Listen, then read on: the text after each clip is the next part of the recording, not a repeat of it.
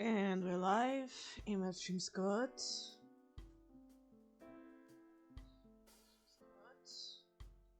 Okay, I can hear my voice. That's nice. So, Valentine's Day. Love it. Long story short, I wanted to bring a friend to play a game with me, but they were like, "Oh, I want to go play Overwatch instead." So like, wow, okay.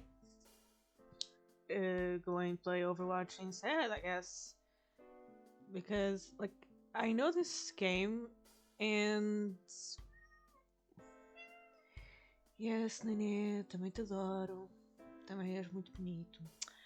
Enfim, um, but like playing a game you 100% it without someone by your side going, "What the hell is this?" It's kind of not that funny. Don't get the shock factor. So it's just no fun at all. Pardon. So instead, I ask, "Hey, any recommendations for games I should play instead?" And they're like, "A visual novel," and I'm like, "My brother in Christ, all the visual novels I have on my Steam library are already 100%ed, and without someone there to torture, it's kind of pointless for me to be playing it." Eu sei o que estás a pensar, nem penses nisso. Por que não te vais deitar ali na cama? Vá, porta como deve ser. Sorry, cats. That was. So, yeah, and they were recommending like the kid at the back and stuff, but oh my god, I tried playing that once and it was so much reading. Like, the character designs look awesome, but just like, not for me. And like 14 days with you or something like that, but the protect seemed like such. I don't know, seemed too male gazy. It looks like a fanboy, but like for men. So anyway, I remember I saw someone playing this like a few days ago. So I decided, hey, why not play this one instead? Like I get two men for the price of one, which was just free. Yeah, this game is free on itch.io. At least the demo is. I downloaded the latest file, so I think I have the full game with day 5 out. Let's see. I probably won't even make it that far. Let's just see how this goes. Yeah, content warning for split personality, maybe mental illness, sexual content. If I see sexual content, I'll try to crop it out and just skip those parts. I'm not about to show anything like that. But yeah, this stream, if you're a kid, you shouldn't be here. Like, I put all the content warnings I could think of. If you're a kid, don't be here. Estou-te a ver. So, yeah. Now, if my rat could function... Thank you. Okay, it wants to go with the keyboard. Yeah, also don't expect stellar...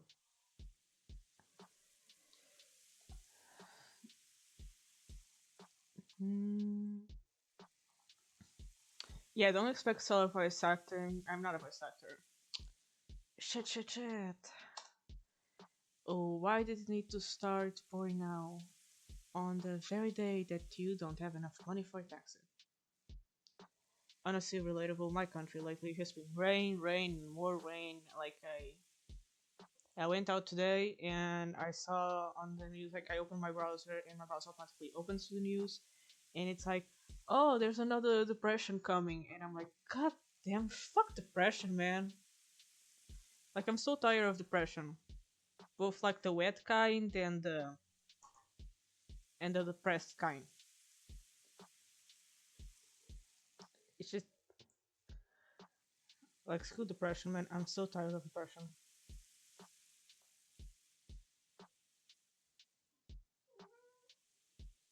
Yes, Nene. Strange. Why is it stuck on this?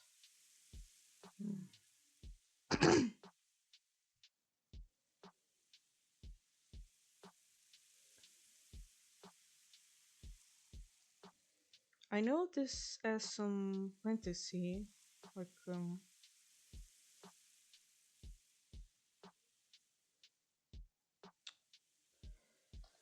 strange. I should be seeing this, not.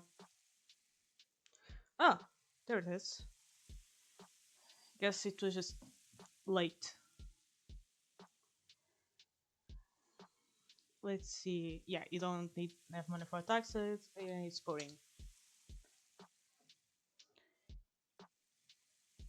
You run as fast as you can, using your arms at a very poor as a very poor shield against the vicious rain. It's like the sea is being emptied over your head. This is going to work. You're getting soaked. Hmm.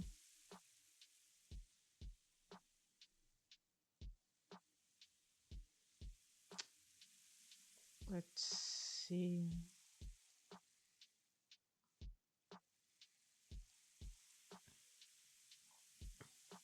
I don't get it. Is this latency really high, or am I going to have to click Windows? Windows. Oh my god! For some reason, the image is not. It's frozen. I'm going to kill OBS. Seriously.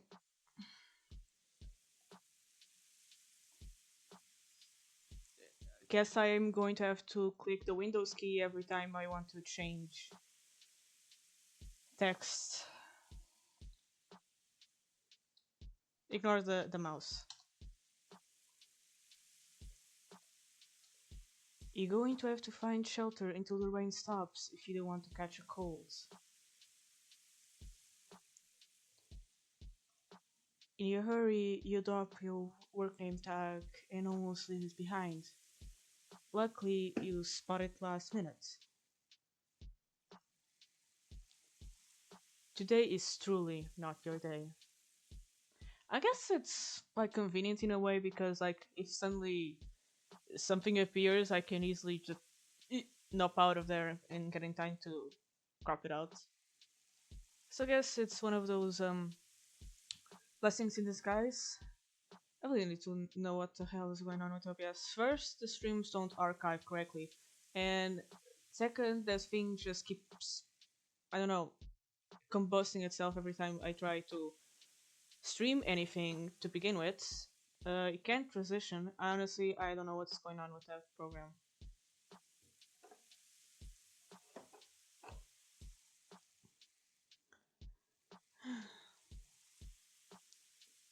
With a sigh, you bend down and pick it up. It shows a photo of you, your name, and your pronouns. Pronouns, do I also have like blue hair? What is your name?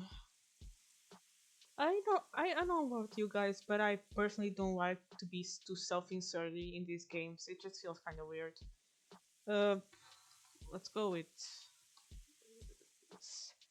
same because you know it's always the same name.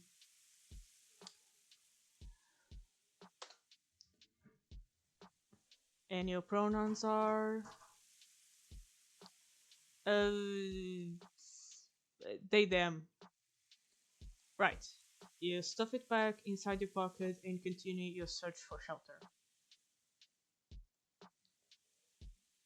The flower shop ahead of you is displaying a very obvious open sign on its window.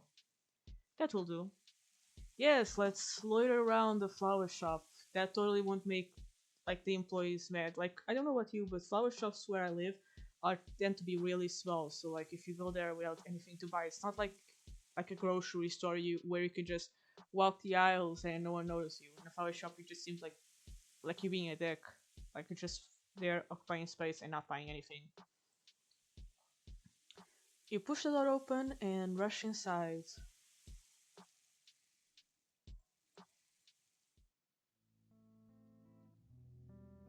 The pleasant smell of flower perfume hits you as you let the door close behind you and pat at your wet hair.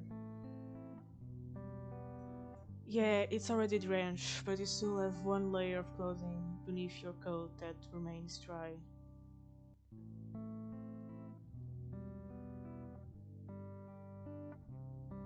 This thing is really broken, damn.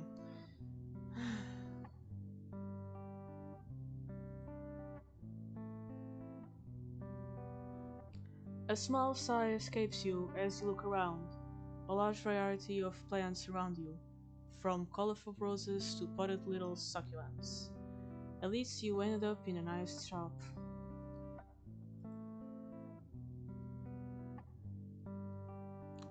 Pretty bad weather today, huh? And here we have the first, like, interest in this game. Like, I think that there's a route where you can have both. Honestly, I'm going for both.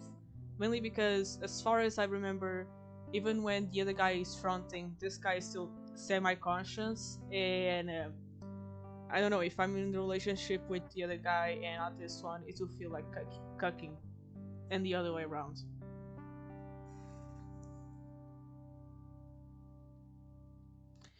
Your attention shifts to the register a little further ahead. A boy with blonde hair is standing behind it. It gives He gives you a shy little smile. It's not a it, it's a he. Chill. Like, when they say all men are animals, that's not what they mean, girl. Oh, hi. Yeah, sorry for busting in like that. I was just trying to find some shelter. It's really no trouble. Feel free to look around while you're here. His smile becomes a little wider, more suitable for customer service. Like a piece of shit, why are you here just loitering? You're not going to buy anything? This is so awkward.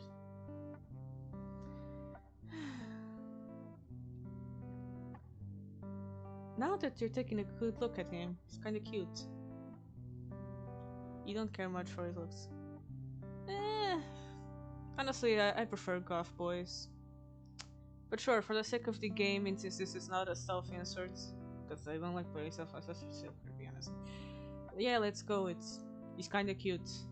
I mean, he is cute, just not my type.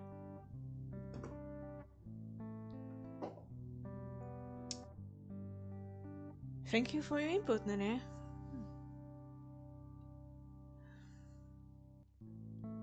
You begin to scan the flowers on display. The arrangements aren't half bad. Some of them you haven't seen anywhere else.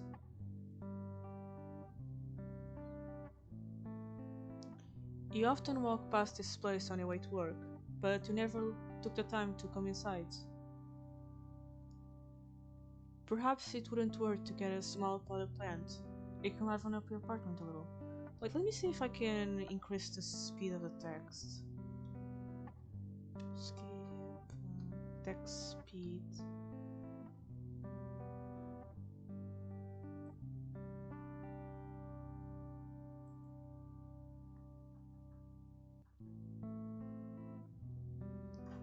Like, I see it can capture like the movements of my mouse, but not the actual scene changing. That's incredible. Thank you, OBS. The mass program. Hey, you glance at the employee's chest, where his name is displayed. Keith, I might get a potted plant, but I'm not sure what to pick. Have you got any recommendations? Maybe something that won't die easily? Like, if you go and ask that to a flower shop, just, I don't know, ask for a plastic plant. His eyes lit up immediately. Yes, I'm about to score a sale. Maybe he gets commission. Please don't go to flower shops and sexually harass the employees. It's a shop, not like a setting for your romance. Pardon? Of course, a few good options would be succulents such as aloe vera. Peace lilies are so nice if you want something a bit less spiky, and spider plants are not a popular option for beginners. Spider plants, why do they call it spider plants? I'm scared. Do they look like spiders? I don't want a spider plant. I am already afraid of spiders. It points to each plant as it speaks their names. Then he proceeds to explain how to take care of them. If you look a little timid before, all that was gone now. You knew employees were supposed to be kind and helpful, but Keith seemed genuinely passionate about the subject. He practically radiated with happiness when he spoke about plants.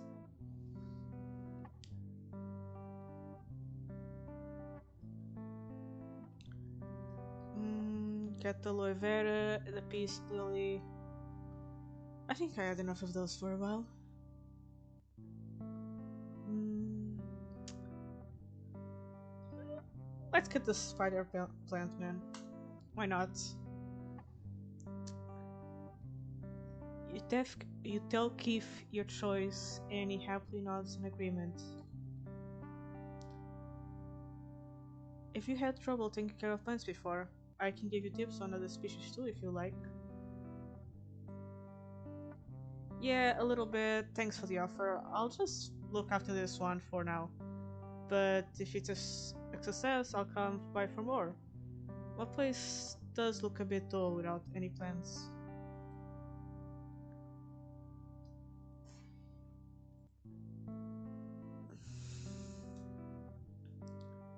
By the time you pay for a plant, the rain has stopped. Oh my god, it's just like the weather here. You go into a store, 5 minutes later you get out, and suddenly you're in the middle of a hurricane. Honestly, this winter's been hell. Keith hands you your new plant, and you're about to turn and leave. Asking for his number, sure, let's go and sexually harass an employee at his place of work. Before you do so, you decide you could try your luck with this cute florist. Hey, this one sounds kinda sudden and highly inappropriate. Don't feel pressure to agree on anything, but could I get your number? A small blush spreads over his cheeks. It makes me look even more adorable. Hey, it does look adorable. Oh, I'm flattered. His expression turns from flustered to sad as he avoids your gaze. I can't be in a relationship with you. I have a dark secret. Uh, don't take this the wrong way. I think you're good looking and seem like a nice person, but having your number wouldn't be a very good idea. And giving out your number to to clients also isn't a good idea. Like I think most stores have a policy against that actually, just in case.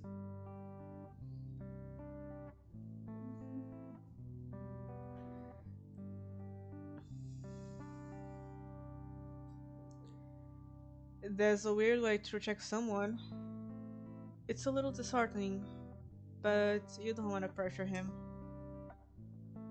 That's fine then. Thanks for the help with the plant, and have a nice day. He offers a smile to let him know you aren't mad and won't hold a grudge. The timid smile from before returns to his face. You too! You don't waste any more time, in case the rain starts. In case the rain starts again. Better get home fast. God, success is kicking my ass harder than OBS is kicking my ass right now.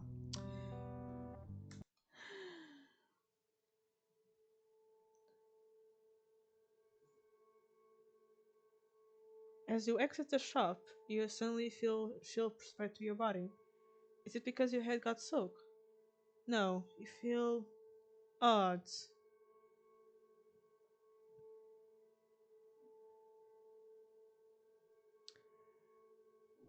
Through the shop's wi- through the shop's window, you see Keith.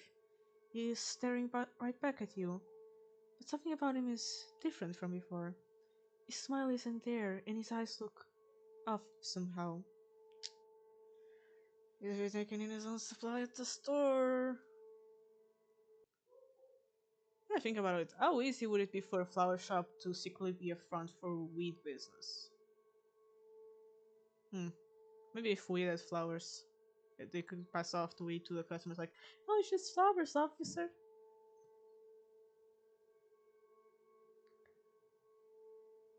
Maybe you're just imagining things. It's a little far to properly see his expression. Yes, he was very sweet to you earlier. You shouldn't think of ill of him like this.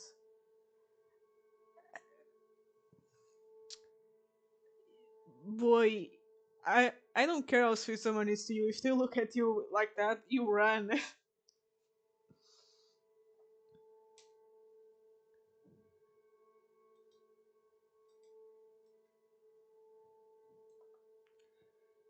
You shook away the thought and continued your walk home.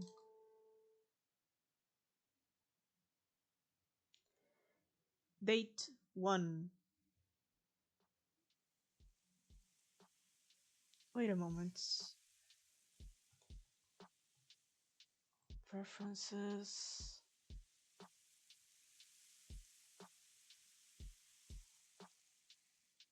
Mm. Yeah, when I go through the window one, it's. Let me just try and. No. Oh my god. Hmm.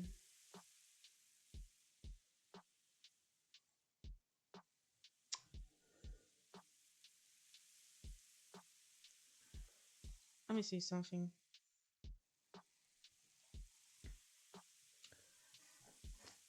Okay, guys, we're going to have to play this on Windows mode. Ignore the white bar on top. This way, I won't have to be clicking the Windows key between each piece of text.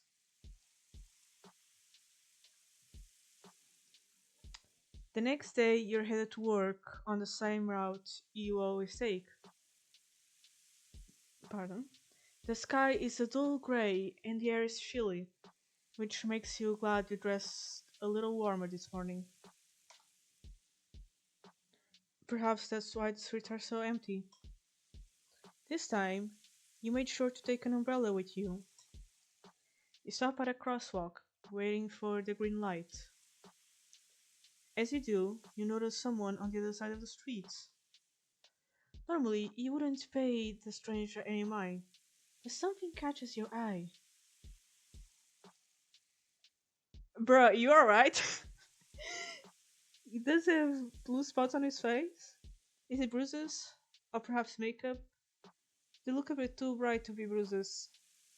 Yeah, I can't tell if it's like a mid transition state for him, for them, he, them. Yes, blue skin and pronouns. Or if the other guy is just slathering on makeup, trying to look normal. Because, a guy walking around with blue skin, it's going to be really high catching.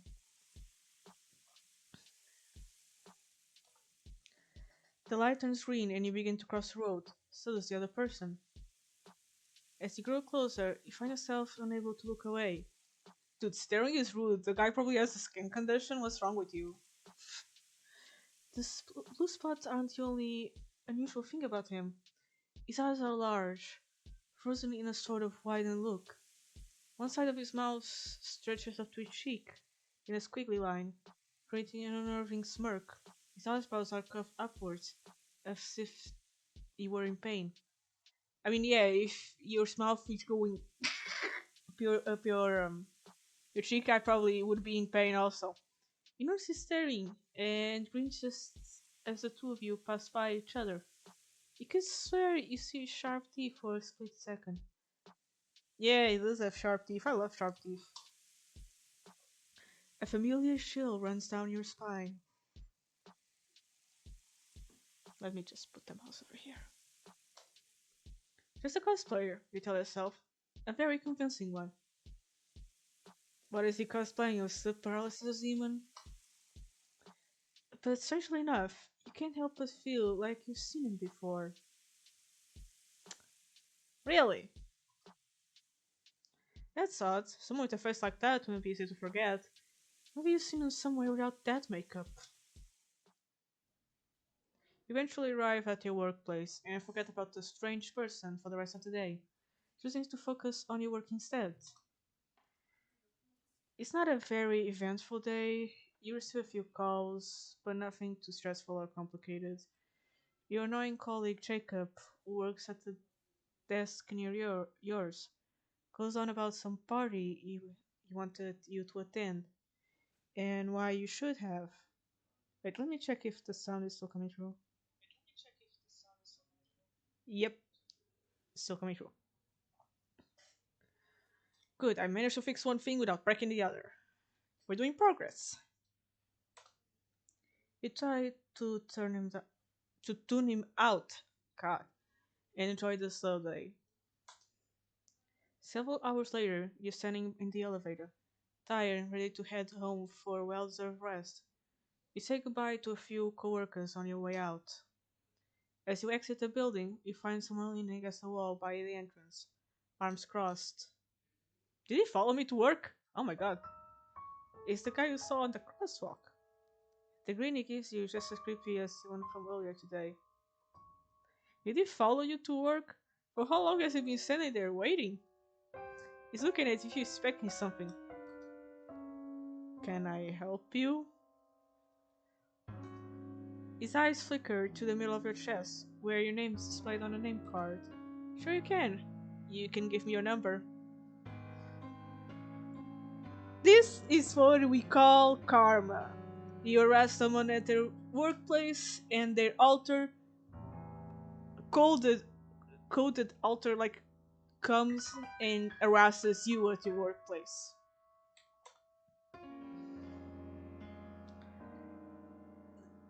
Yeah, sure, okay, we're creepy enough to ask someone this. Might as well give out our numbers willy nilly as well. Okay, it's only fair. Let me just lower this volume a bit, like, Jesus. Like, the music is really good, but damn, that piano was destroying my ears.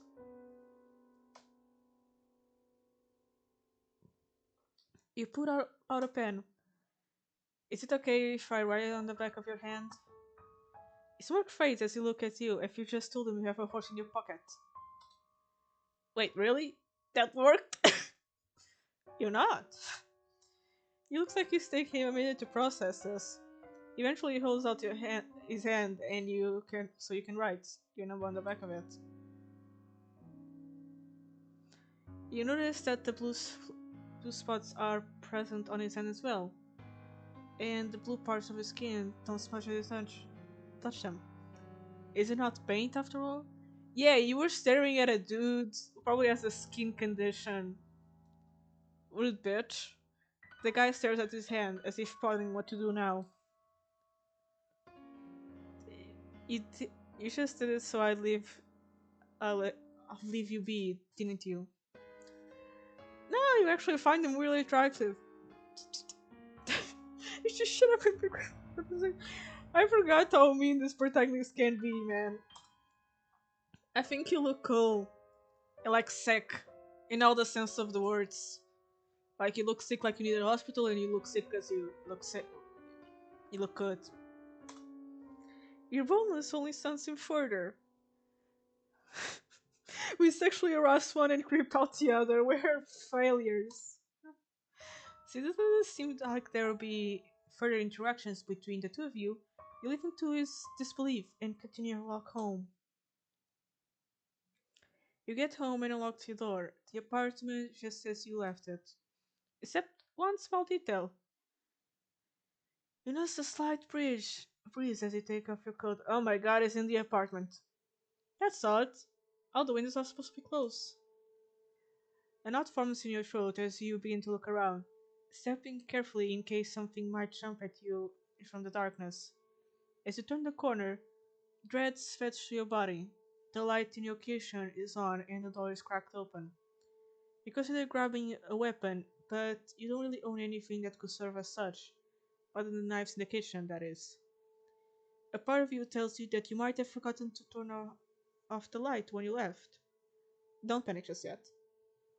You begin to take a few more careful steps toward the kitchen and cautiously push the door open further.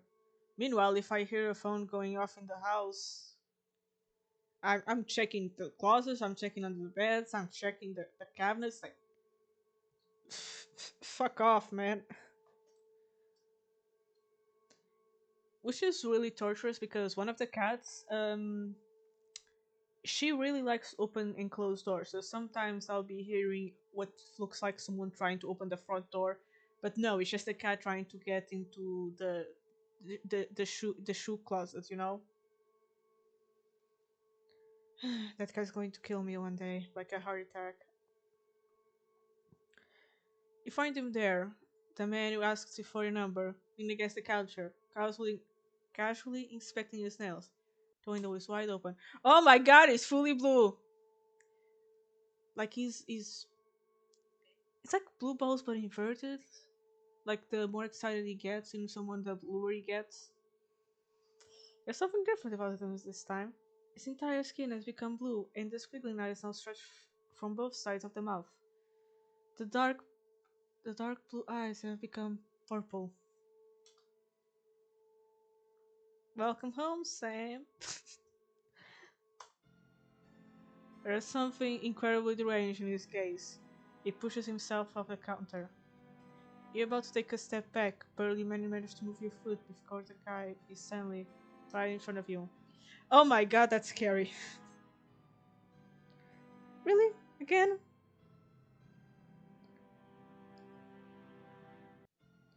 Oh, the stream was paused. I thought it was frozen again. Slams you against the wall, pinning you in place. His entire face is twitching horribly. Yeah, I can see. Boy needs some eye drops. You like me, right? You said so. There's so much excitement in his voice. Huh? But you also like him. What are you talking about? Let go! You try to struggle. His grip tightens. It's hurting you. It's not fair, Sam. You even know his name. You never even bothered to ask mine. Twitch, twitch. Oh, like the website. Why did you ask for his number and then give me yours? Are you some kind of player? I. He cut off by his flustered groan. Ugh. He won't shut up. He won't shut up. He clenches his teeth as his hands press harder against your shoulders. It hurts really bad. If he keeps this up, it's going to break your shoulders. Twitch, twitch, twitch. Like, I didn't know that this game came with, like, in-game promotions, but okay. His face begins to change. Eyes shrinking down. The mouth reverts to normal shape. Skin turns rosy. You're shocked to see the florist you met yesterday take place of the thing from before. Keith? Keith looks almost giddy. His smile is no less strange than that of the blue-skinned guy. He lets out a giggle, one that sends shivers through your entire body. You don't feel any less threatened. You don't mind this, Sam, do you? You waited so long for someone like you. This is going by super fast. You can't tell what's happening right now. Is it some kind of nightmare? What you witness shouldn't be possible in reality. Yeah, someone having enough game to get one guy, but not to get not only one guy but two guys this fast should also be impossible in reality. They always leave me. What you going to say? Because you like us both. I should have played it cool. I should have been like demure about it. You tried to break free again, but the arm holding you in place won't budge. Looking down at them, you notice his hands are still blue. He just keeps face, but the thing from before is still holding you in place. How'd that rhyme? What you want? Stay with me. Twitch. One side of his mouth begins to stretch again. It goes up and up until it stops right below the eyes. Spots start to appear like bruises left by little punches. Stay with me. The right eye is widening again. Twitch, twitch. You're not sure which one is talking anymore. Stay with us. The voice has become uneven. At parts you can hear Kit's voice, but somewhere in the back, once every 2 words, the other one joins in. We'll be so happy together. We'll never leave each other's side. Your legs are turning into mush. You want to scream, but no sound is coming out. This is why you don't try to flirt with the guys at work. Never leave us, Sam. We'll be together until our bodies rot together in a coffin. Until the world ends. Until there's nothing left but dust. They laugh and plan, leaning closer to your face. Thank you for the notification, window protection. Can you shut up? Shut up, Windows. Know your place. The next sentence comes in a whisper. Don't close the game. Bruh, I was just trying to be like flirty and shit. Well, guess that's it for Duality. uh, let's try it again.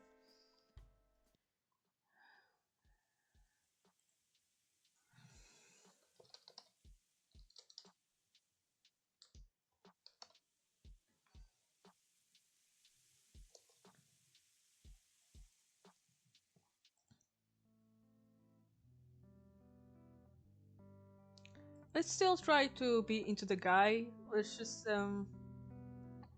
maybe let's go Italo Fera.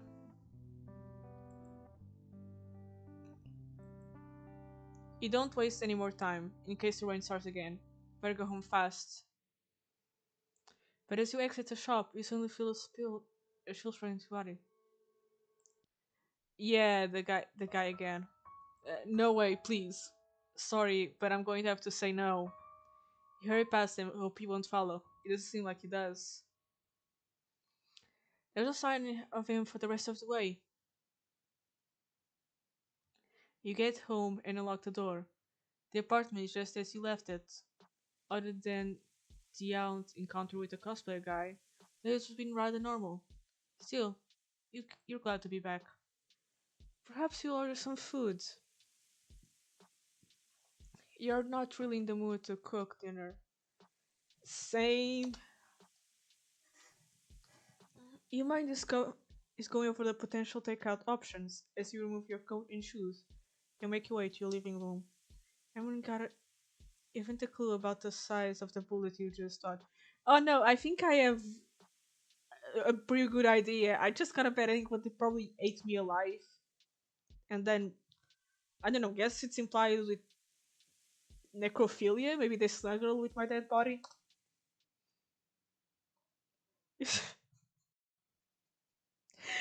Okay, so guess I have to flirt with at least one of them.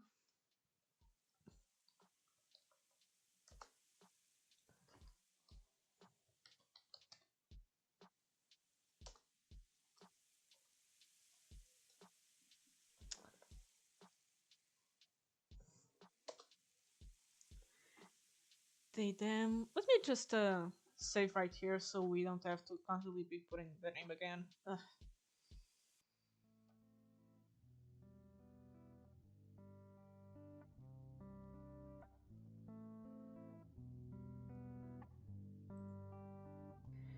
You don't care much for his looks. Hmm. Let's go with the Fist Lily. Before I do so, it's like try your luck with this cute florist. Like I just said, I didn't care for his looks, but sure. Uh, no way, you're scaring me. Oh my god! He's here again. You start to back away as fear sprouts in her chest. How did he get in? And so fast too. You could have sworn you left him behind. What are you doing in my apartment? I just thought I'd say hi and introduce myself. You didn't really give me a chance, you know. It was kinda cold. Your back hits a wall and you begin to feel around for the door opening. The intruder looks amused by your panic. Tenebrous. Let's go with that, yeah. That I'm going to assume that's how it's pronounced. Am I that scary looking? Don't worry, I won't do anything as long as you don't provoke me. The name's Tenebrous. He pushes himself away from the counter and begins to move towards you. Stay back! Tenebrous stops and frowns. You initially think it's thanks to your warning, but he then brings a hand to his head and lets out a slight groan. Ugh. For fuck's sake, not now. Holds his head and... Go away! This is some Jekyll and Hyde stuff going on. Honestly, I never understood that story. Like, did the guy actually, like, give himself a double personality, or was he, like, just coked up and went crazy? You're not sure if he's talking to you or if he's just insane. Maybe both. Definitely both. You're about to take the opportunity to flee, but a sight before you just keeps you in place. His appearance begins to change. The blue skin turns rosy, the squiggly lines revert back into a normal shaped mouth, and the eyes shrink down. By the time he lowers his hands, he looks at you. He's turned into a different person, a person you've seen before. Keith? I'm so sorry. It shouldn't have happened. It's all my fault. You're so stunned, you can barely form a comprehensive sentence. Are you in some kind of messed up dream? How? What the hell just happened? It's a bit hard to explain. He looks at you at one ease. Are you going to call the police? Maybe I should. Like any sane person in this moment would call the police, because like a guy just transformed in front of me. Like, one, a guy invaded my house. Two, they transformed. I wouldn't call the police. I would call like the guys in the black suits. What it's called, the men in black. I don't know. I probably should. I want an explanation. Do you have some kind of double personality? Yes, double personalities. They give you blue skin. Oh my god, this protagonist is so stupid. But then again, all the protagonists in these games tend to be kind of stupid, because if they weren't stupid, you would have constantly gotten like the safe end. He shakes his head. No, it's more complicated than that. It's been with me since I was born. It's like a separate entity. There's no way that's possible. You just saw a guy change the color of his skin, like his facial structure, in front of you. What do you mean that's not possible? Well, you just saw a switch. Yes! Thank you, Keith. You're sane. Like, you're so right. I just saw you switch. And you still haven't had a time to process what you just witnessed. Alright, let's say I believe you. What reason do I have to not call the cops on the guy who just broke into my apartment? I promise you won't happen again. It's my fault. I was tired and he's able to get full control and I'm exhausted. We stare at him for a moment. He looks genuinely guilty, and that pitiful look he's giving you is kind of convincing. But then again, would it really be a good idea to let him off so easily? Yes, because that's your future husband. Don't get him arrested. Wait, let me just check something here, guys.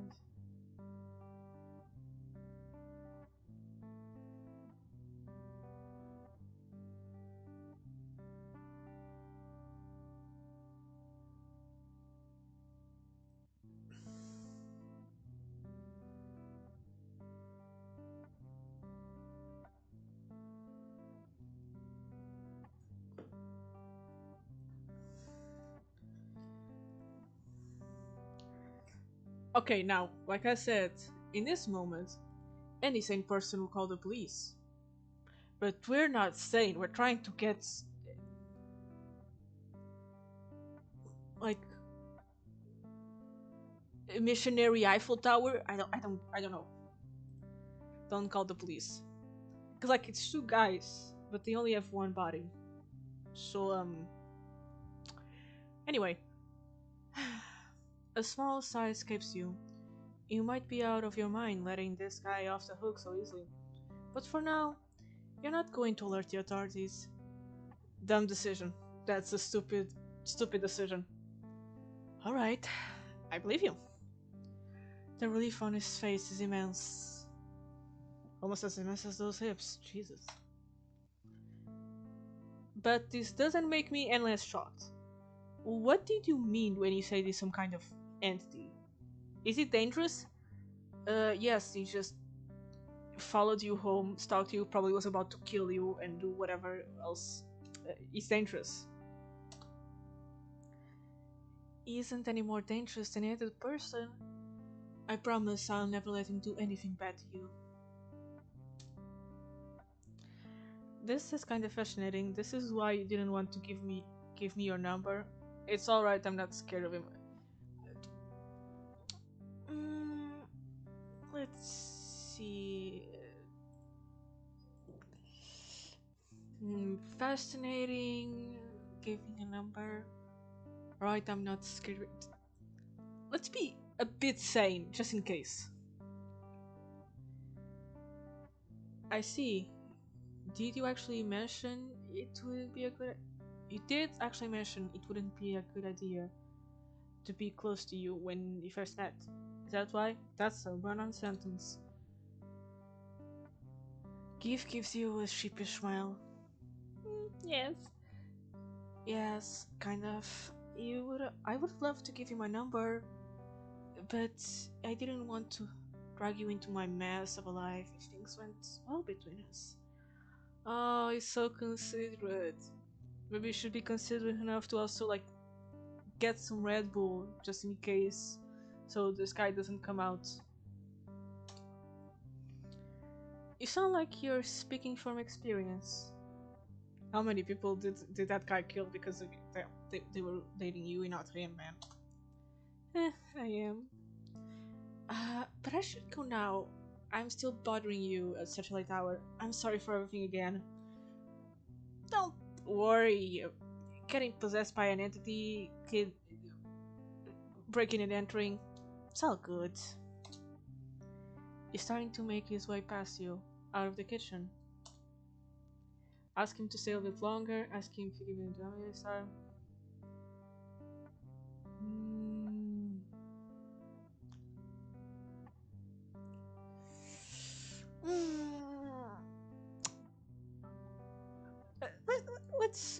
Let's ask for his number again. Wait, is there any chance I could get that number this time? Of course, still no pressure. Like, yeah, you just revealed to me that you have pretty much a dull personality that you may or may not be possessed, so, can I get those digits though? He stops and frowns. You still want my number after all this? Yes, I'm borderline insane. You think the guy possessing you is insane? I'm more insane. I'm insaner. Yeah, kind of. Is that weird? I don't want to give up on you because of the other guy. Wait, really? I mean, of course. I'll give you my number. You chuckle at his little outburst. Do you have any paper and pen? You nod then, head into the living room to look for the objects. Later, you return with them in hand. Keith quickly jots down his number. He adds his name and draws a little heart next to it before handing it to you. Ah, stop it. You take it, pleased with yourself. Take care on your way back. It's dark. I'll text you later to see if you made it safely.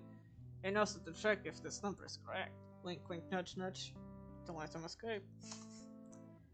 Alright, don't worry, I'll be okay. Good night, Same. Good night, Keith. And with that, he is gone. And so is the guy who was about to murder me. You managed to get that number in the end. It remains to be seen what it will cost you. Yeah, that was one hell of a date, honestly. A new day starts, and the weekend along with it. But your mind is stuck on the guy from last night. You still have so many questions. If you hadn't exchanged a few messages with him after he left, you'd think it all been a dream. That was a dream? A guy was about to kill you. I think that's More like a nightmare, but sure.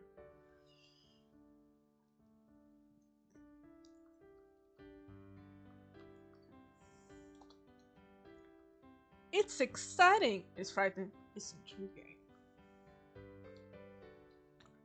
It's intriguing. A lot of interesting things have happened.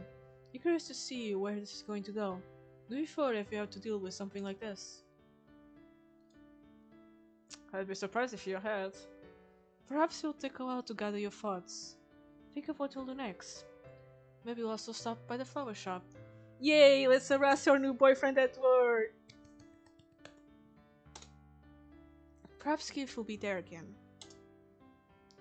The weather is nice today. Somewhat warm for the middle of autumn, but pleasant nonetheless. It's not a long walk to the shop. It's funny how close by it is, yet you never paid much attention. Oh, so that means he doesn't have to get out of home early to commit to his work? Good. That means there's more time for cuddles in the morning. Water. Remember to drink water if you're reading a lot. The flower perfume hits you as soon as you approach it. A girl with a bright green hair is standing to some of the plants outside. If you can see her once or twice before, on your way to work. Competition? I'm about to kill her. Since she looks busy and you're not there to ask about plants, you walk past her and push the door to the shop open. The walls clink and clink above your head. Oh, you're so cute. Keith is standing behind the counter. All this time, he's not alone. A middle-aged woman in a pink coat is grasping her purse very tightly as she speaks in an aggravated tone. This is unheard of! You're refusing to take my order?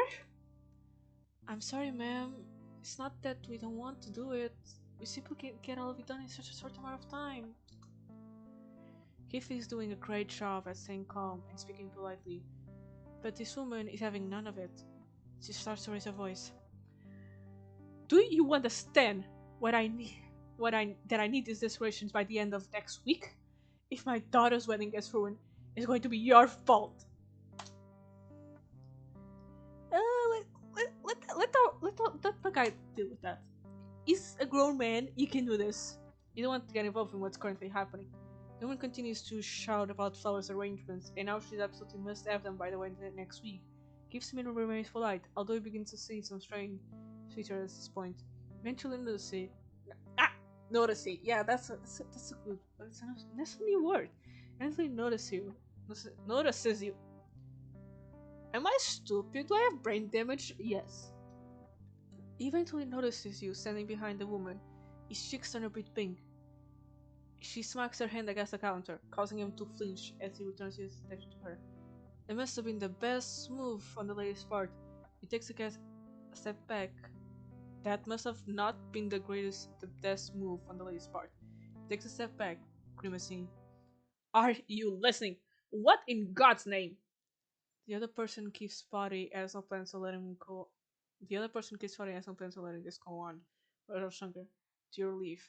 You watch as his skin begins to turn blue, the edges of his mouth stretching out in a wave of lines, all the way to the top of his cheekbones. His eyes widen and turn purple, his brows furrow. Get your pruny ass out of here if you don't want to get eaten alive. Jesus! Like, does this happen often? Velocity that gets fired. The woman stands there, frozen, eyes wide and mouth hanging open. She begins to turn slowly and, wearing the same startled expression, walks to the door of the store and leaves. Once she's gone, Tenebris looks at you. Fuck. Hi, I wasn't actually going to eat her. Right, you were only going to eat me. Really? That's a pity. I think she deserves it. Womp womp, repulsal. Hope it hurts. He stares at you in disbelief. What? I'm joking. Oh. By the way, sorry for breaking into your house today. I don't really get how humans' rules work sometimes. Keep saying I messed up. How long have you been possessing his body, by the way? Like, since he was born, I know he's at least 18 because he has a job. So, like, yeah, maybe you should by this point know how this stuff works. So, you didn't know? Hope you don't mind me asking, but what are you exactly? He tried to sound polite while asking. He opens his mouth to respond, but gets distracted by something behind him. You turn your head and notice someone wearing the same green apron as Tenebris is about to enter the shop. No time right now. Come by at 2 p.m. if you want me to explain. You watch his facial features return to their original shape, while the blue color fades from his skin. Seeing them switch is just as hypnotizing as the first time. It's still hard to believe it's even possible.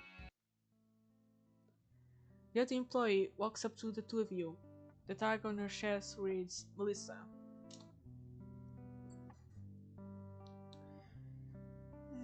Let me just say something here.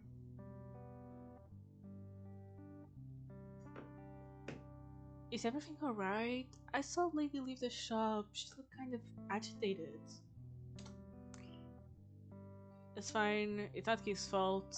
She was just being difficult. Keith fronts the back of his neck as he smiles at you with gratitude. Don't worry about it, Melissa. She was upset that we couldn't get the order done by next week. I see. Alright then. Melissa looks between you and Keith. She ultimately settles on you and offers a friendly smile. Anything we can do for you? No, I just came by to see Keith. I won't keep you guys any longer though. Have a nice day. You give them a small wave as you turn to go. For a moment, Keith looks a bit disappointed that you aren't going to stay, but he ultimately waves back. You too. I'll see you around, same.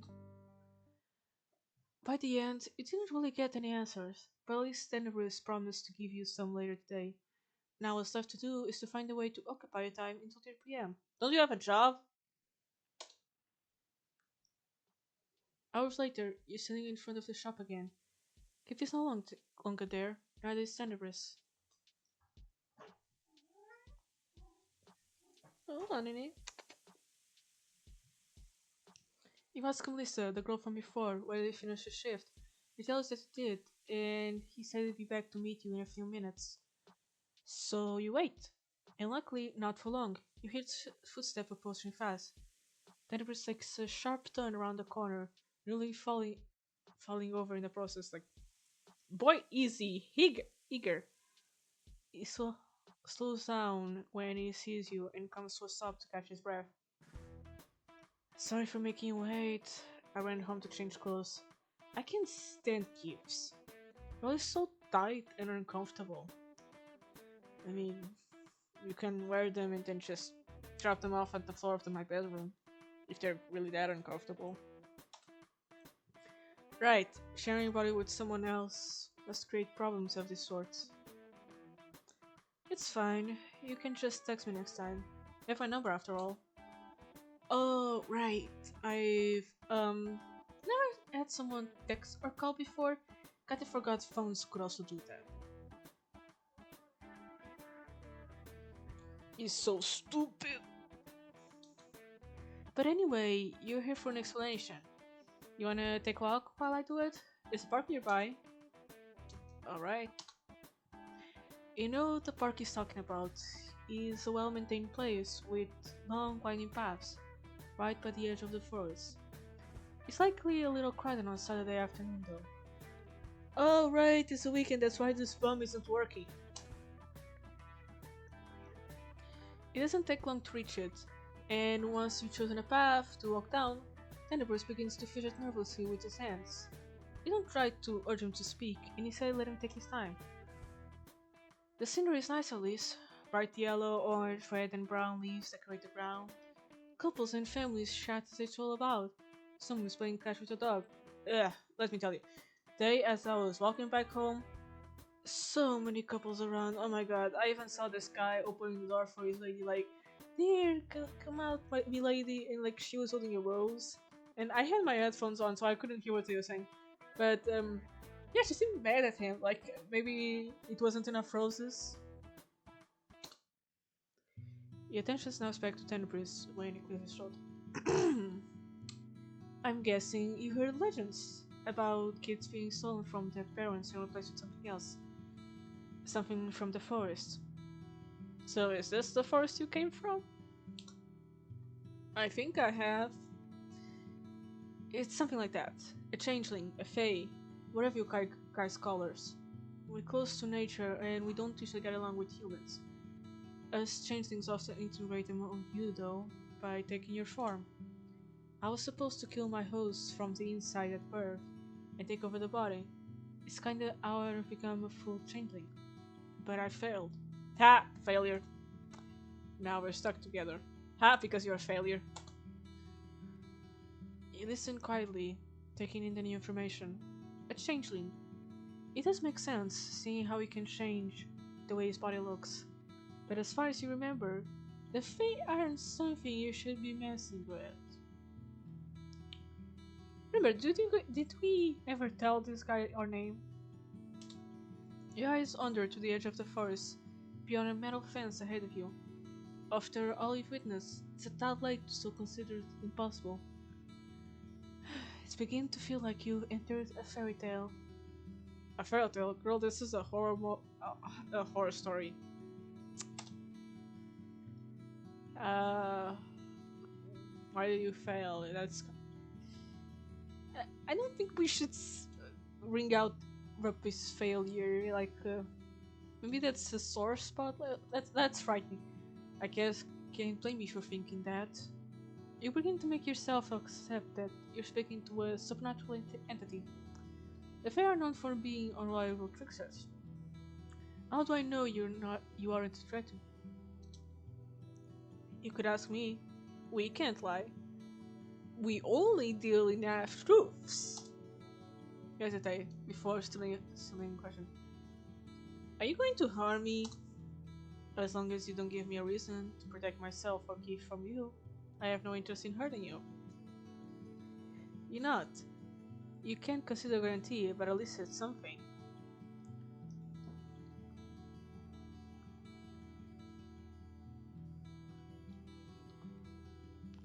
An actual Fae, right in front of you. You feel even more drawn to him than before. Who knows how many more unbelievable things you get witnessed by sticking to his sides. Like his sides like Keith or Tenbrus. The two of you now walk in silence. Tenbrus is rubbing the back of his neck as he looks around. He's trying to avoid looking at you. What's wrong? Nothing, I just didn't expect to get this far. I thought you'd laugh at me or call me a liar and run away. I watched you and Keith switch places right before my eyes, and I'm currently talking to a blue person. I don't think there's room for skepticism anymore. Hmm. That's right, how is no one reacting to seeing a guy with blue skin? Maybe they're just polite like that. You sure seem to take it well though. I'm glad. Pardon. You won't get rid of me so easily. Get rid of you? I wasn't trying to.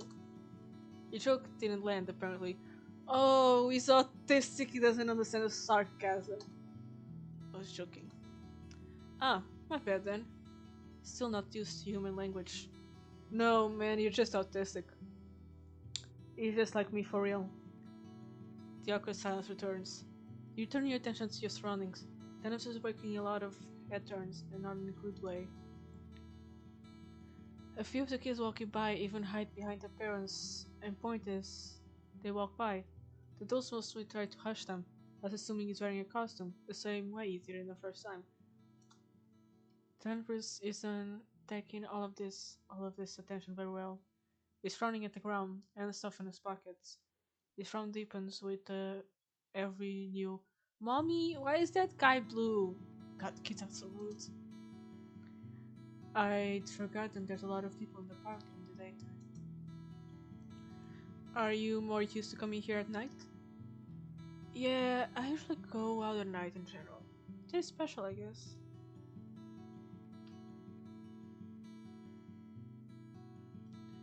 Maybe we could head back. Let's be an accommodating queen, okay? Would you rather we left? I can see the crowns are making you uncomfortable.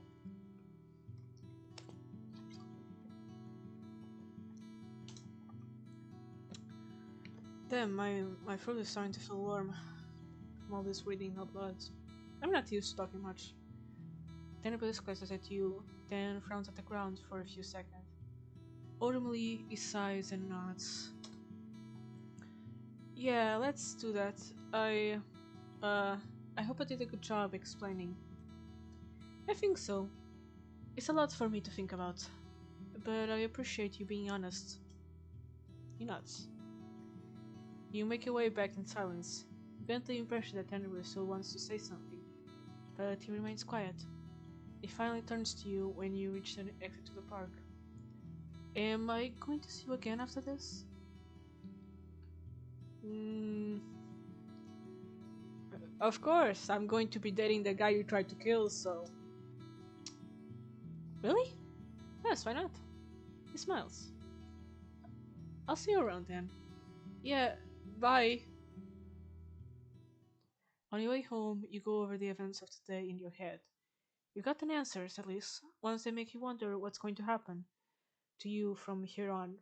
You doubt one easily goes back into regular life after meeting and speaking to a fae in the flesh.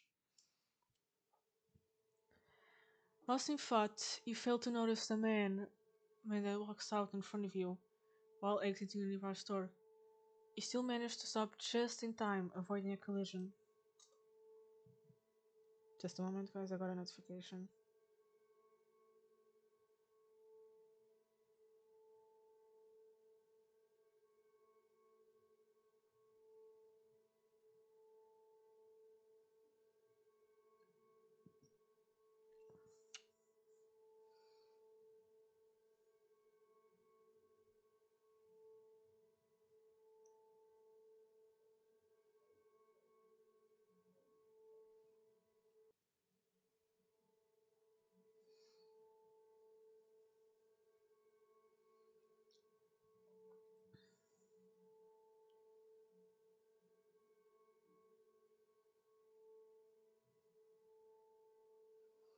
Sorry, guys, it was my father asking me if I ate already.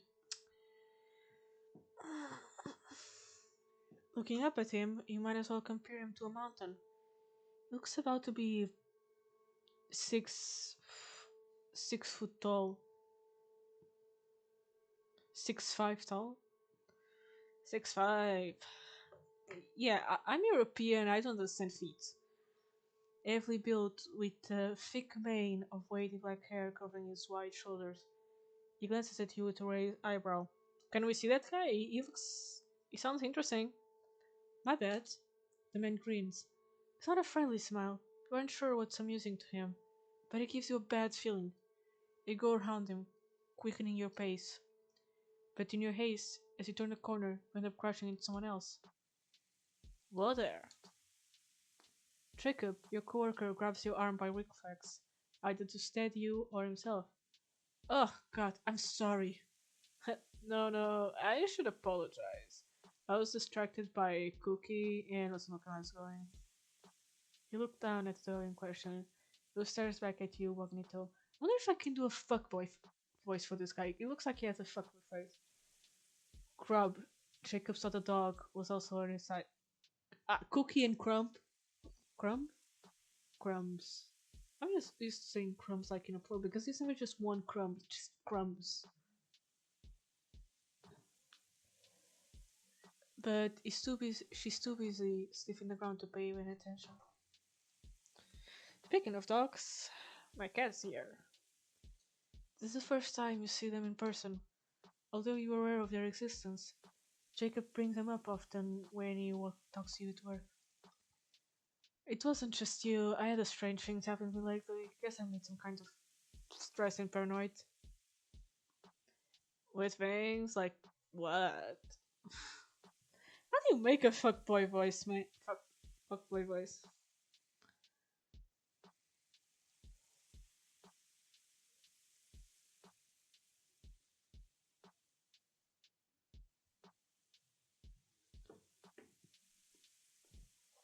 You realize your mistake. Maybe you shouldn't have said that. You can't exactly tell him the truth. You think you're insane. I mean, you are. But it's also the curious, insistent type. You likely try to get at least some of the minimal information before information out of you.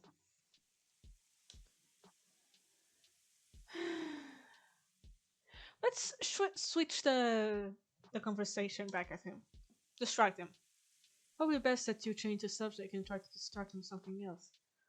It's complicated, but I thought you live in a different area. What brings you to this part of the city? A friend lives here. He wanted to come by and bring cookie and crumbs with me. The fluff balls love them.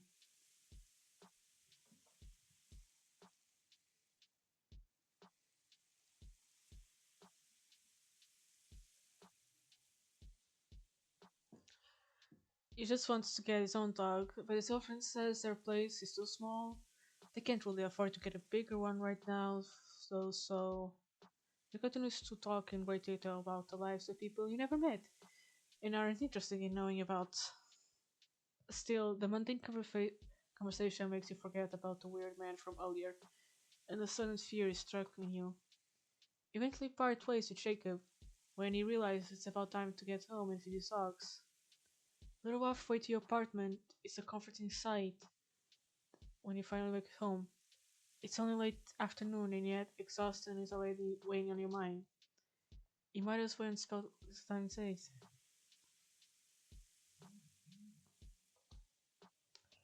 You change into something comfortable. Get yourself a quick snack and plop down on your couch to see if you can find something nice to watch. Maybe a show you haven't tried yet, but have been meaning to. Several episodes play. You're paying attention at first, but as hours pass, the exhaustion begins to take over. Eyelids go heavy and your head slips to the side. Nested comfortably in blankets, you drift off to sleep. A odd, scuttling sound causes you to jolt awake. The room is now dark. You can't even tell whether your eyes are open at first. When did you turn off the TV? In a state of festive confusion, you can tell whether the sound you heard was real. Groggily, you force yourself to sit up on the couch and squint as you feel around for your phone. Then comes the scuttling sound again. You freeze. It wasn't in your imagination. I hope the stand up rust again. It's coming from the corner of the room. Slowly, you turn your head. You can't see anything. Your hand finally bumps into something. It's your phone. You pick it up and turn off the flashlight. Just trigger warning, just in case we are about to like see someone mangled to death. But I marked this whole stream as mature. Okay, so don't watch with your this if you're like a kid. Also, if you're a kid, you shouldn't be here to begin with. But I think we're about to see someone mangled to death. Still nothing. Ah, boring. Show me the guts. Are you still have to sleep? Feeling a bit silly for getting so worked up over so little. Go to your bedroom for some proper rest. Nothing, luckily, nothing wakes you up until morning this time. Date 3. A week goes by. Every once in a while, when you're alone at home, you think you hear strange sounds again, like cockroaches. They appear only to die out and then reappear in the night. They're always quiet. Hush, you can never tell for certain when you're imagining things. It worries you. Are you losing your mind? You try to ignore them most of the time, and blame it on the fact that your life has recently taken a turn for the unusual.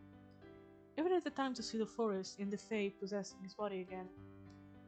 But the three of you still spoke through messages a few times throughout the week, and whenever you spotted Kid Pie in a shop on the way to work, he would wave, and he'd wave back. Aww. Fuck you, man. Eventually, Keith got you to agree to meeting up again. It's just a little restaurant where the two of you can get lunch together.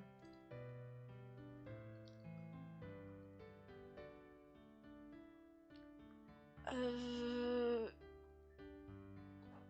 let's go on a date with Keith. Like, Keith was the one who invited us.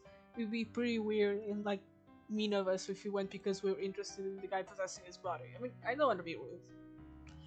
You're currently getting ready for state outing and wondering what to wear. Make sure you look nice. You're going on a date. Make sure you get let's make you look nice.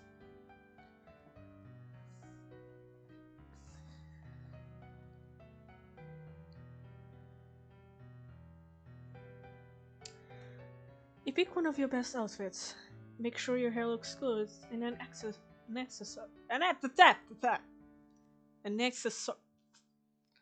decorations for people. Or two. The doorbell rings no sooner or later than the time you will be done, and you open it. Keith greets you with a big smile on his face and pink rose in hand. He's dressed with the same shirt he goes to work in. Then kinda inconsiderate, like, thanks you for the rose, but can you, like, come with a suit, maybe put on a tie, maybe a little, I don't know what. I don't know, man, give me something. Hello, Sam. Hi, punctual. Of course. I wouldn't want to make you wait or rush you. And this is for you. He holds out the rose to you. Thank him. Thank you. It's lovely. You probably got it at a discount at a store. You take it and bring it to your face to clean the perfume. Like, do roses actually smell like anything? Like, every time I smell roses, they don't smell like shit. I'll put it in a vase and then we can go. It'll only take a minute. He knocks. Once it's done, you lock your door and make your way out of the building. Keith at your side. The bus station isn't far. You make small talk on the way. It's all going fine until you get to the bus and notice he keeps glancing at something behind you from time to time with a slight irritated expression. Turn your head but find nothing out of the ordinary under the people on the bus. Is something the matter? Someone kept... no, it's nothing. Oh, we got a stalker. Oh yeah, we get a stalker in this game. Are you sure? Yeah, don't worry about it. You shrug it off in the end. I think I'm gonna conclude this one and then I'm going to take a nap. My voice is also like starting to give me warning signs like, hey, stop using me so much. I've never been used this much before. Why are you talking this much? The restaurant is not what you expected. There are so many plants. In pots, on tables, climbing the walls, and adorning the window sills. You think the building doubled as a botanical garden. There are ficuses, small lemon trees, countless colorful orchards, philodendron lilies. In the corner you spot an impressive wisteria bonsai tree. I know all of these names! Boy, I barely know the names of flowers in my like native tongue. Why am I... Oh my god, give me just a moment again.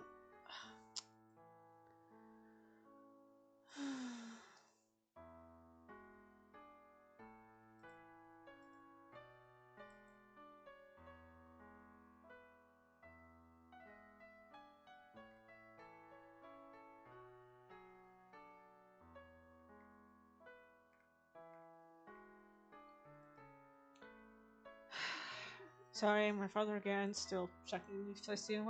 I'm fine. Like I already told him, I already had dinner.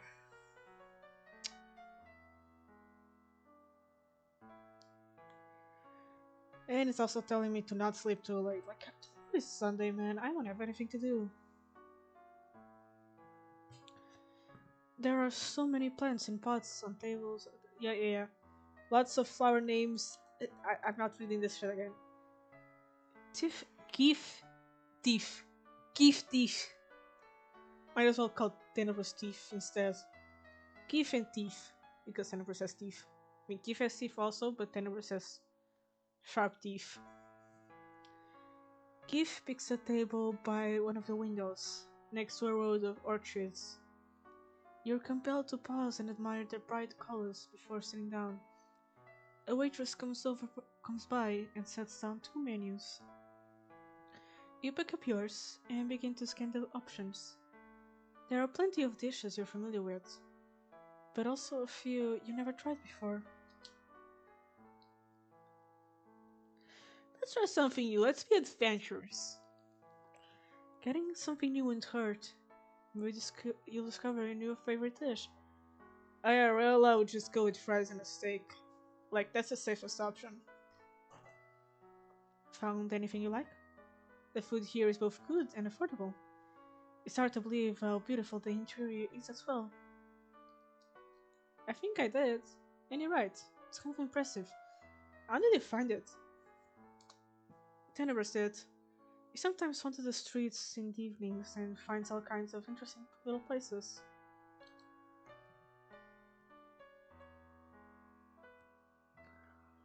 The waitress returns to take your order. You tell her yours. Keith gets pork with roasted potatoes. Ugh, I hate pork. The only pork I like is like in sausage form. Like pork like in steak form and stuff. Ugh, it's disgusting. You can't help but notice the waitress is a little extra cheerful while speaking to Keith. She even compliments his choice of food. Back off! You try not to dwell on it and tell yourself it could be because he's a regular. Boy, get smart, she's trying to steal your man. How's the plane doing, by the way? You think of the plane in your living room. For some reason, it sends a shiver down your spine. The other sounds you've been hearing come to mind. You push them away and focus on the question. He's doing well, actually. Your research did help a lot. I also did a bit of research on my own. I'm keeping a cactus adjacent plant alive. Yay me! That's great to hear. You can always ask me again if you run into any problems. Did you give it a name? A name? Yes, I name all my plants. Though I suppose not everyone does that. Maybe I should. Maybe I should give it a name then. What's some of yours called? He perks up cheerfully. Yay, I get to nerd out about plants! I won the jackpot! My prayer plant is called Demetrius. I named that one, and my white arteries is called Creampuff. Tenebris named that one. I can sense a pattern. Tenebris talks a lot about eating and food. The snicker. He named the plant Creampuff. Maybe I should ask him to name mine too. I can ask him right now. You can talk to me when it's not out? I can, and he can hear my thoughts in return. What does he think then about my plant? He said you should name it Sherbert. Sorbet? I think that's the name of the dessert. Let's go with Sherbet. He let out another snicker. Sherbet it is then. Silence falls between the two of you for a little while.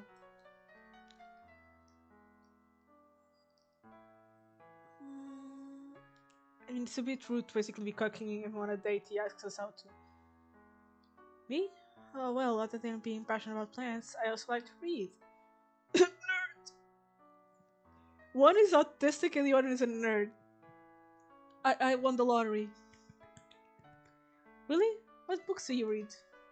Mystery, fantasy, and sometimes a little bit of romance.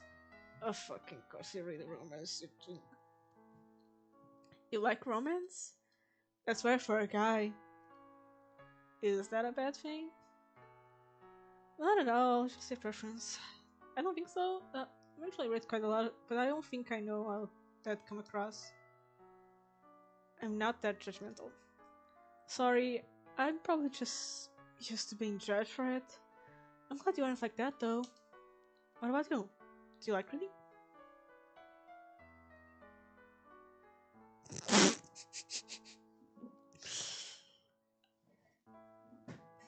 No, we'll get creeped out if he thinks we're a gamer. Not really my thing. That's alright. You can tell me about a different hobby then. You tell him what you usually like to do in your free time. He encourages you to go into detail about it, and this is what kind of interest. Oh, it's a listener. As the conversation fades off, takes on a serious expression. He presses his lips together and looks at the side, before fixing his gaze on you. Sam, could I talk to you about something? What is it? You know, I know the I I know the situation is strange and uncertain. The whole thing with me and Tenebris. If you're very worried, you don't have to stick around. It's not too late. You can still back out. Now that you know what Tenebris is, you can live us forever and nothing unpleasant will happen. I'll not bother you again. That night, when he broke in, I was scared. I tried to reassure you that everything will be fine, but to be honest, I don't know if I can guarantee that. It was selfish of me to pretend Tenebris can't be dangerous. I want to apologize.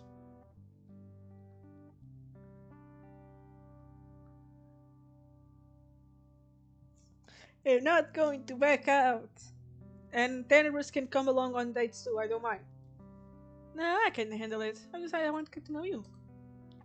Keith doesn't look as certain as you. Are you sure? I am. He sighs and runs a hand to his hair. Despite that, still fighting back a smile.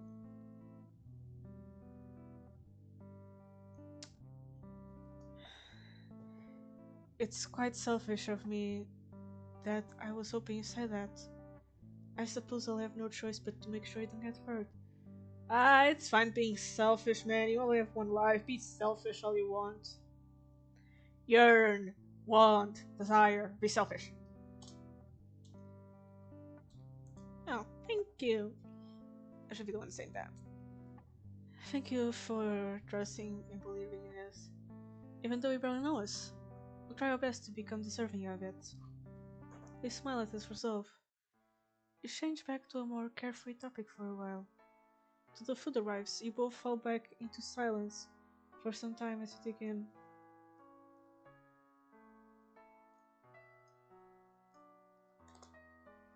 Not phenomenal, but it tastes decent. Do you like it? It's alright. Not exactly the way I usually like it.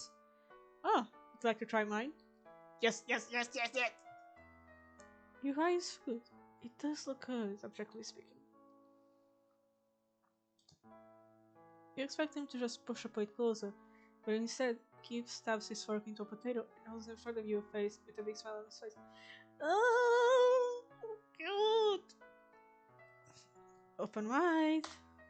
Hesitate, but ultimately indulge him. It tastes good. Just a moment.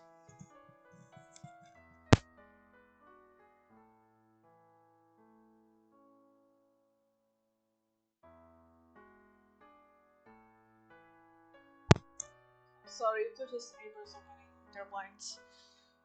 Oof! Yeah, like I said, if I hear a sound in the house, I'm automatically assuming that someone is hiding in the closets. Like, I play a lot of Dead by Daylight, and after, like, reading Ghostface lore, like, one time, like, my father went out and forgot his phone here, and yeah, that thing rang, and I was automatically scared. Apparently, it was my grandma trying to call him, but I automatically was scared of coming out of my bedroom because, like, oh my god, he's going to get me. This was like when I tried to play Five Nights at Freddy's when I was younger, and I literally couldn't sleep because I was scared Foxy would just coming through my door. Yeah, I don't do horror, okay? I don't do horror. It must show on your face that you enjoy it, because he immediately feeds you another. He seems to enjoy feeding you more than enjoying eating himself.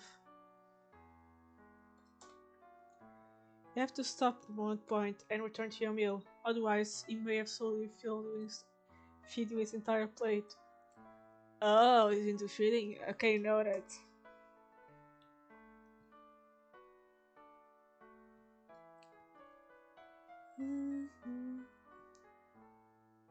Did you know that green orchids are seen as a symbol of good fortune? I didn't. Honestly, flower symbolism is so weird to me because in one place, oh yeah, this flower is a symbol of good fortune, and in the other, it's like this flower is the flower you give to your dearest enemy because you want them to die. It's like reds in one country is like good luck, and in another it's like this represents the suffering our country went through. It's the bloodshed from all the battles we had to fight for our freedom, for our independence. The suffering that's part of our national like culture and stuff. And then you go to a hospital, and it's like we painted bloods, we painted the red streaks on the floor to liven up the place because red is a color that brings up vivacity. Like my brother in Christ in the hospital, red streaks on the floor just look like a drag path for a body. He followed his case to the green orchard as admired. You know a lot about flower symbolism. I suppose you would, since you work in a flower shop. I wonder if that's like true for every like flower shop worker. Because I once went to a flower shop and I'm like, and they were like, okay, what can I help you with? Like, welcome, what can I help you with? I'm like, yeah, so I need flowers for a funeral. I don't know what to take to a funeral. And they just looked at me like, oh, because at this point I was like what 12, so I'm like going to a flower shop and going, yeah, I need like a bouquet of flowers for a funeral. I don't know what to take. Like, what flowers do you take to a funeral? And they asked me, well, it depends. Do you happen to know what kind of flowers the deceased like or the family likes? And I'm like, no, I don't know anything about the deceased. It's like a colleague from one of my family's co-workers. Like he died, so they're making a funeral for him. I don't know anything about when. And they just seemed so much more relaxed because yeah, they probably thought I was like buying flowers for my grandma funeral or something. To this day, I still don't know what flowers to take to a funeral. They just give me like, I think it was like lilies, but yellow. Yellow, the color of happiness. You go to another place. Yellow, the color of piss. I work at a flower shop because I love plants, though I have always found their language fascinating. What about the pink rose? What does it symbolize? Daddy wants some. Generally, they can mean joy, gratitude, and admiration. They can be romantic, but in a gentle way, as intense as the red ones. But a single pink rose without thorns can also mean love at first sight.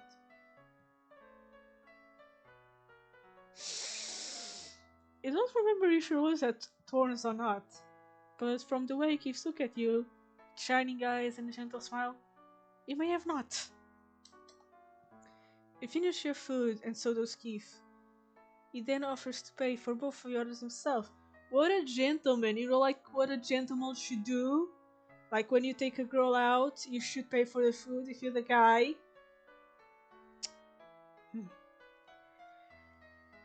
It doesn't seem like he's going to budge on it, so you let him. Then the waitress brings back the check and sets it in front of him. Oh, and yeah, if you go on a date and you're both the same gender, the top pays. And how do you know which one is the top? The waitress decides. I once went to a dinner with a friend and I got the check. So yeah, I guess between the two of us, I had the more top energy. When the waitress brings back the check and sets it in front of him, Keith blinks in surprise and picks up an extra piece of paper. What's that? It's a number. Sorry, this is unexpected. It gives you an apologetic look.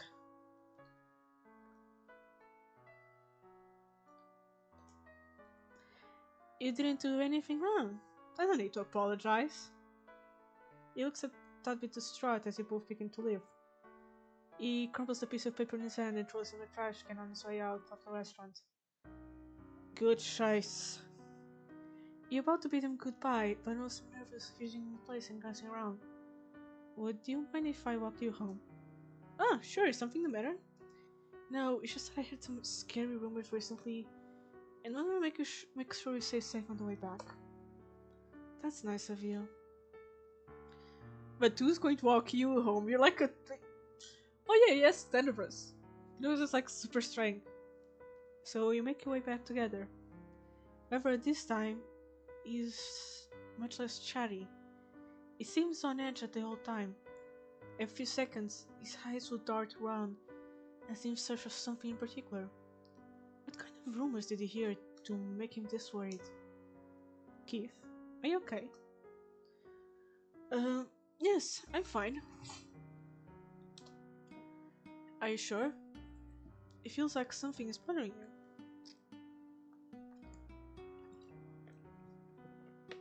It's not even dark out. Why are you so worried?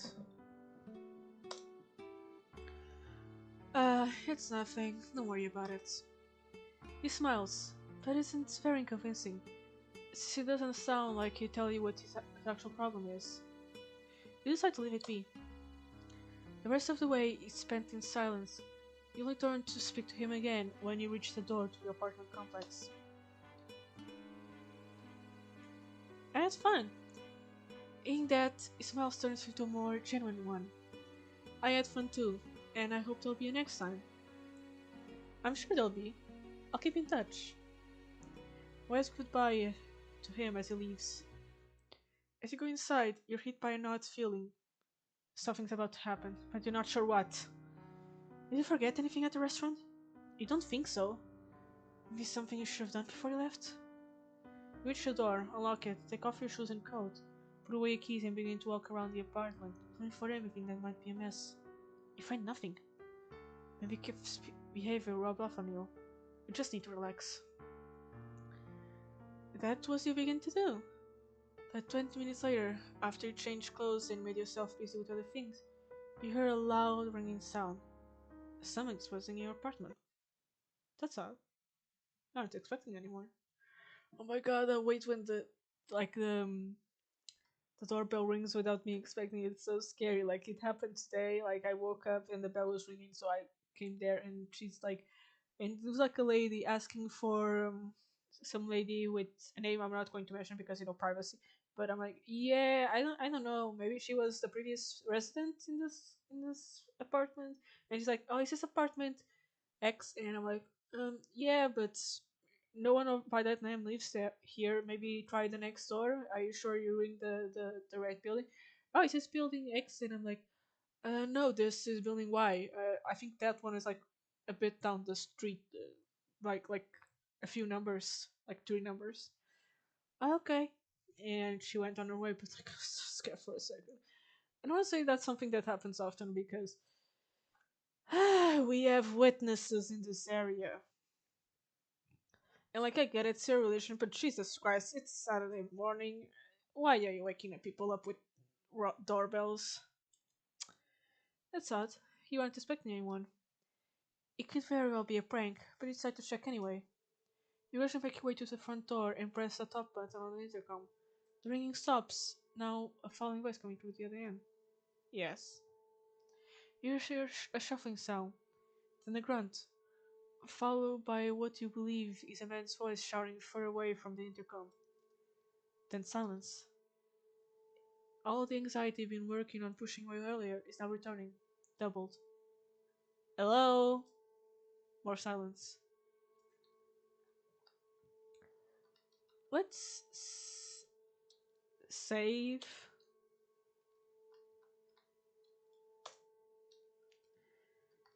Yeah, trigger warning. I think now we're going to be, seeing blood. I want to see if that's it. That's it. It's hard to tell what's happening on the other end. You're suddenly hit by the desire to hand down there and see for yourself. You just do it. You want to. Yes, you do. You put on a coat and head down. There's nobody at the entrance of the apartment building. This is pointless. It's always some kids playing a prank. But wait. Don't go just yet. How about shaking the alley on the right? Why is this narrator so like wink wink nudge nudge? You head down that way. Keep going. Just a little further. Do you hear it? It's a sound of someone ripping something apart. It's flesh being torn. Turn the corner. Ah, it's not that graphic. I thought I was about to like see viscera.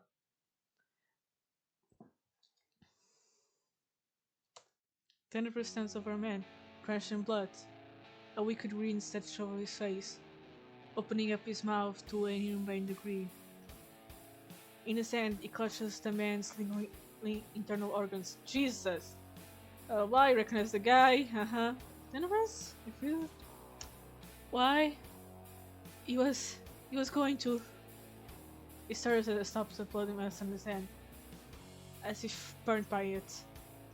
The explanation is going to help. I can't prove I was doing it for you, or that he wanted to hurt you. Jesus, what was that? Yeah, basically, there's now a sprite of Tenebris covered in blood, but no guts. No, I think you can come back.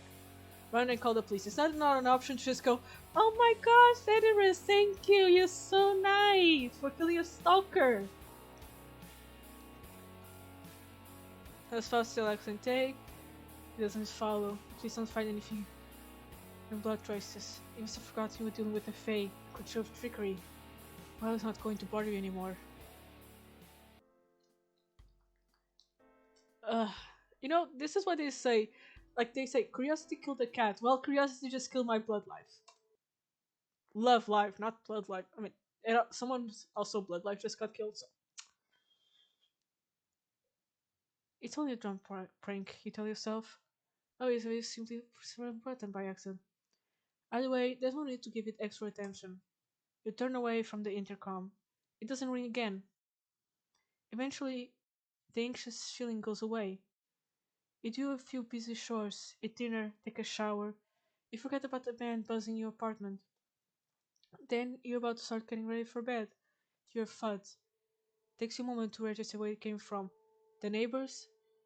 But it feels like it came from the alleyway. You hear a thumping sound in your chest. A knot forms in your throat. What are you so afraid of? Does it just happen all the time in a building full of people? For a second time, you make your way into the hallway. You open the door and turn on the light. There's nothing there. You're about to go back when you hear something from the kitchen. You squint your eyes in the darkness, past the threshold. It does not give away what made that sound. Look, I really need to learn how to put a black box just over this.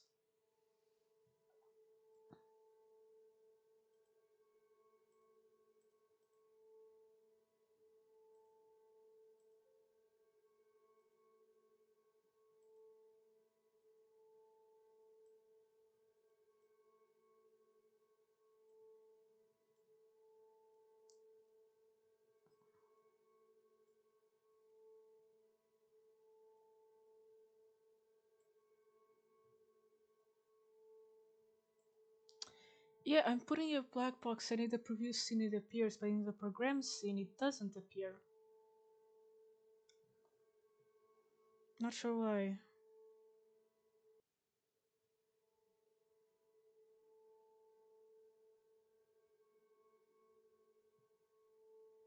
Let me check, maybe it's a bug.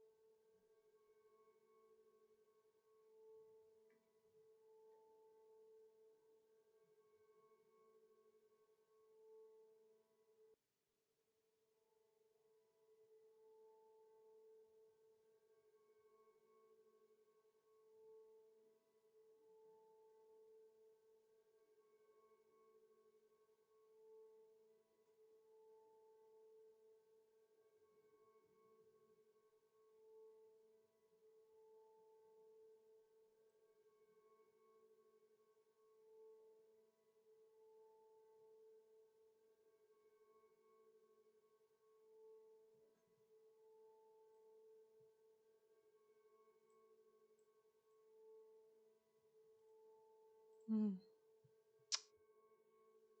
It says it's because I'm not running it as an administrator. It's only used like 0.5% of my GPU too. Honestly, I don't get it.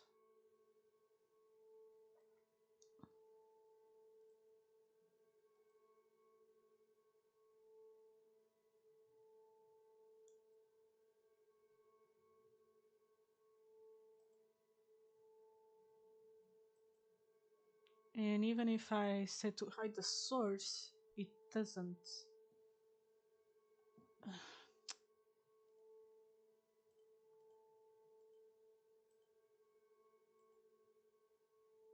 Mhm.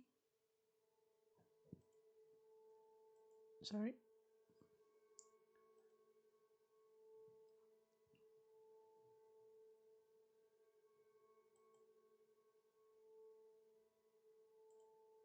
Let me check something. Try close source.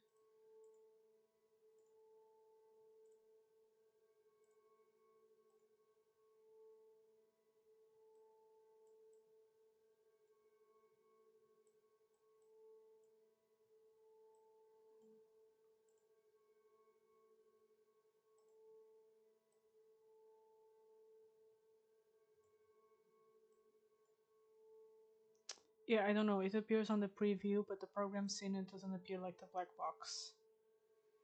It's the same thing. Like in the program scene, I can choose to hide the capture window, and it supposedly shouldn't be seen, but in the program is still being seen.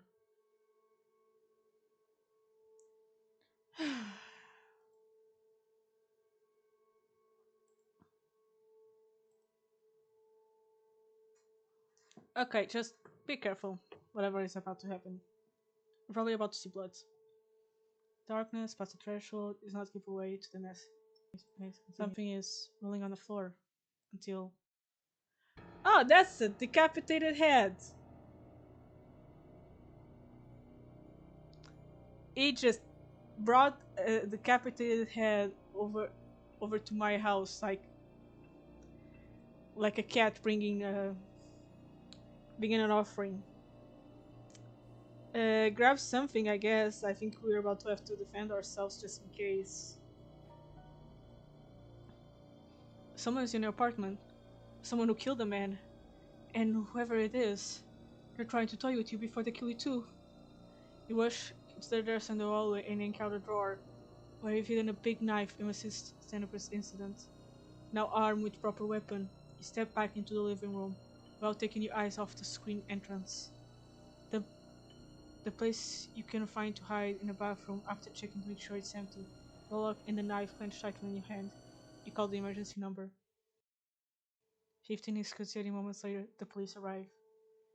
They search your apartment, but no trace of any severed heads or decapitated have been found. Not even a drop of blood. There's no signs of breaking in there either. You answer all the questions. Try to convince them you truly did see a man's head rolling on the floor. You're quite certain they think you're insane. You are. Ultimately, you're left standing alone in your apartment again. You've seen it. It was real. You're sure of it. You aren't crazy. You stay at a friend's place that night. Okay, guys. I think I'm going to save here and try to check what the fuck is happening with OBS. I still don't know why it keeps just fucking me up like this.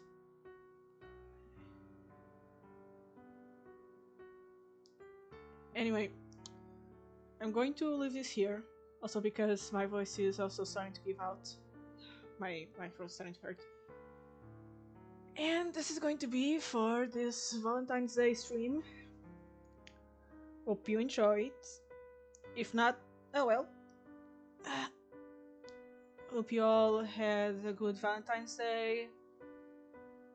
Even if you're single. And yeah, I guess that's it. I don't have much more to say. Except I think I'm going to into the Keith's route and not the double whammy route. I need to check that. Well, that's it for the stream. Thank you for watching and bye.